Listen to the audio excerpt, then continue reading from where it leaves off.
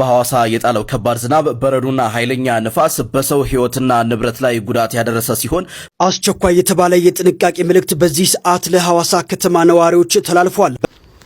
ክቡራትና ክቡራን ውድ የገጽታ ሚዲያ አድማጭ ተመልካቾች እንደምን ቆያችሁ? ቀንጨብ አድርጌ ዜናውን እንዳሰማኋችሁ ዛሬ የመጣሁበት በጣም አስደንጋጭና በሀገራችን ኢትዮጵያ የተከሰተውን ጉዳይ ላስቃኛችሁ ፈልጌ መጥቻለሁ። እንደተለመደው ሁሉ ጊዜም ለናንተ ይጠቅማሉ፣ ያስጠነቅቃሉ፣ እንዲሁም ግንዛቤን ይሰጣሉ ብለን ያመንባቸውን የዘመን መጨረሻ አንቂ መልእክቶችን እናስቃኛችኋለን። ታዲያ ይህ የዘመን መጨረሻ አንቂ መልእክት ዛሬ በሀገራችን ተከስቷል። ከዚህ በፊት በተለያዩ ሀገራት በአውሮፓ፣ በአሜሪካ እንዲሁም በቻይና እና በፈረንሳይ አካባቢ ሲከሰት የነበረው የተፈጥሮ አደጋ በሀገራችን በኢትዮጵያ በሐዋሳና በጎንደር እየተከሰተ ይገኛል። ታዲያ ይህ የተፈጥሮ አደጋ በጣም በሚያስደነግጥ መልኩ ቪዲዮውን እንዳያችሁት በጣም አሳሳቢ ጉዳይ ሆኗል ማለት ነው። ይህ አደጋ እንደተመለከታችሁት ብዙዎቹ ቴርኔዶ መጣ እያሉ ሀሳባቸውን ይገልጻሉ። ታዲያ ይህ የዝናብና የአውሎ ነፋስ ውሽንፍር እንዲሁም ደግሞ በረዶን የቀላቀለው ዝናብ በሀገራችን በኢትዮጵያ ተከስቶ ያውቃል፣ ግን እንዲህ የተጋነነ አልነበረም። የዛሬው በጣም ለየት ያለና የተጋነነና እንዲሁም በጣም ትልቅ ጸሎት የሚያስፈልገው አደጋ እየተከሰተ ይገኛል። የኢትዮጵያ ሜትሮሎጂ እንዲሁም በአሁኑ ሰዓት በሐዋሳ አካባቢ ይሄ ጉዳይ ሊቀጥል እንደሚችል እየዘገበ ይገኛል።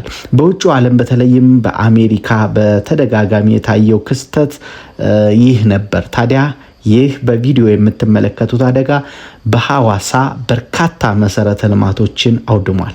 እንዲሁም ደግሞ በምስሉ እንደምታዩት አንድ ትምህርት ቤትም ሙሉ ጣሪያው እንደተነሳ፣ የተለያዩ የኮሪደር ልማቶችም በጎርፍ እንዲሁ እንደወደሙና በዚሁ ከባድ ዝናብ የቀላቀለው አውሎ ነፋስ የተለያዩ የመብራት ፖሎችንና እንዲሁም ደግሞ ዛፎችን በአስፋልት ላይ ሲወድቁ ተመልክተናል። ንፋሱ ከባድ ከመሆኑ የተነሳ እንዲሁም ባጃጆችን ራሱ እያንቀሳቀሳቸው በቪዲዮ ተመልክተናል ማለት ነው። በጣም እጅግ አስከፊ የሆነ ዝናብ ነው። በጎንደርም እንዲሁ እንደምትመለከቱት ነው። በጎንደርም እንዲሁ በበርካታ ቦታዎች ላይ ይህ አስከፊ ዝናብ ቀጥሏል ማለት ነው። በጣም በሚዘገነን ሁኔታ ማለት ነው። ይህ ዝናብ እንግዲህ አደጋው በሌላው ዓለም በየጊዜው የምንመለከተው ሲሆን በሀገራችን ኢትዮጵያ ታዲያ የሚያስደነግጥ ሆኖ አግኝተነዋል። አሁን ወደ ፈጣሪያችን የምንጸልይበትና ፈጣሪ እንዲታረቀን የምንለምንበት ሰዓት ላይ እንገኛለን ማለት ነው። ይህ ጉዳይ በጣም አሳሳቢ ነው። በዚሁ ከቀጠለ ታዲያ በአውሮፓ፣ በአሜሪካ እንዲሁም በፈረንሳይ የምናየውን በሀገራችን ልናየው ነው ማለት ነው። ሰሞኑን በፈረንሳይ በርካታ ክስተቶች ተከስተው እንዲሁ ይሄ ሰው ሰራሽ እስከሚመስል ድረስ የተፈጥሮ አይመስልም። በጣም በምታዩት በሰደድ እሳት መልኩ በተለያየ መልኩ እነዚህ የተፈጥሮ አደጋዎች የአየር ንብረት መቀየር ብለው ነው እነሱ የሚያምኑት።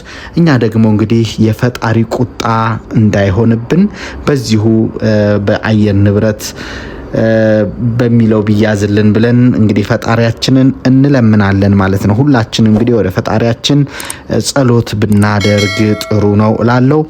በሌላ ወቅታዊ መረጃ እመለሳለሁ። ሰብስክራይብ ያላደረጋችሁ ደግሞ ሰብስክራይብ ያደረጋችሁ ገጽታ ሚዲያን ተቀላቀሉ።